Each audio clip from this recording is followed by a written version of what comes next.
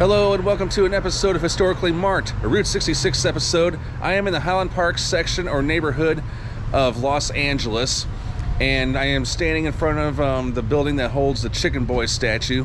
So there's a historical marker here about that in Route 66, and it's pretty cool because this is probably the last Muffler Men type figure I'll be seeing on Route 66. I've seen quite a few, and I mean, yeah, there's still plenty to be seen all over America. They're not just on Route 66, but I'll tell you more about this statue, so here we go. All right, so I'm also looking around for a Chicken Boy mural, but I've yet to see. I saw a religious one coming all the way over here, but I don't want to walk too far, you know, just not to be a time waster or anything. So right in front of the restaurant is one of many cylinder markers that are found all over the Los Angeles city. And these were put up maybe about 10 years ago, but I mean, they look kind of, if you ask me, they're kind of weird, but I can see how they do it because, you know, they want to store so many information. But this one is about Route 66 and the Chicken Boy statue. This one tells mostly, this section talks mostly about the Mother Road, established in 1926, promoted for people with automobiles, Chicago to downtown Los Angeles. And then many families use it to migrate from the Dust Bowl of the plains to California in search of agricultural work. And one little factoid I forgot that was kind of associated with Los Angeles is this was also promoted as an easy way for tourists to visit the 1932 Olympics in Los Angeles. And then in 1936, Route 66 was extended from downtown to the Pacific Coast Highway in Santa Monica. All right, so this is Highland Park's Main Street. Very busy intersection, and yes, I am speaking from experience. A lot of stop and go signs. So the path of Route 66 changed several times during its existence. In Los Angeles County, most alignments incorporated parts of Foothill Boulevard, Huntington Drive, and Colorado Boulevard. Highland Park, from its inception until 1934, the route ran along Pasadena Avenue, which later changed to North Figueroa Street. It was briefly rerouted from 1936 to 1940 and returning again to Figueroa. That year, the newly completed Arroyo Seco Parkway was incorporated into Route 66's course, but by then, the highway itself was increasingly becoming its own attraction. 1946, yeah, Bobby Troop. You all heard me mention that in a lot of my videos, especially my Illinois ones.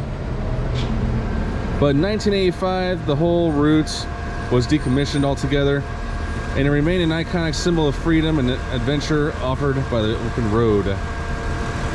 So in Southern California, its routes remains navigable via a network of interstate highways, freeways, and surface streets, including Highland Park's North Figueroa Street. And this is the Arroyo Seco. And I was driving over it a couple times, and yeah, it's busy, especially if you're going southbound, because yeah, the closer you get to Los Angeles or the city, there's definitely lots of traffic. Everybody wants to be there at the same time. And here's another map guide and retro one. It goes all the way to Groom, Texas. Like, I don't know if you guys recall my video with a large cross, and then the Kneeling Water Tower in Santa Rosa, and then all the way to Los Angeles. And then this section talks about the Chicken Boy. So any road that Route 66 ever utilized remains something of its recognizable retro charm. All right. So further down the road, the first McDonald's was established in 1948 along Route 66 in San Bernardino. Various means were employed to catch the eye of the many motorists driving by. Neon signs, such as one atop the Highland Theater, visible from a distance, function like beacons. Although the iconic Chicken Boy sculpture arrived on its roost atop future studio design and gallery long after the demise of Route 66, the larger-than-life fiberglass figure very much embodies the tradition of bold kitsch designed to draw the attention of Route 66 drivers. The sculpture's figure was designed and manufactured by International Fiberglass, a Venice-based company that created tall figures known as Muffler Men.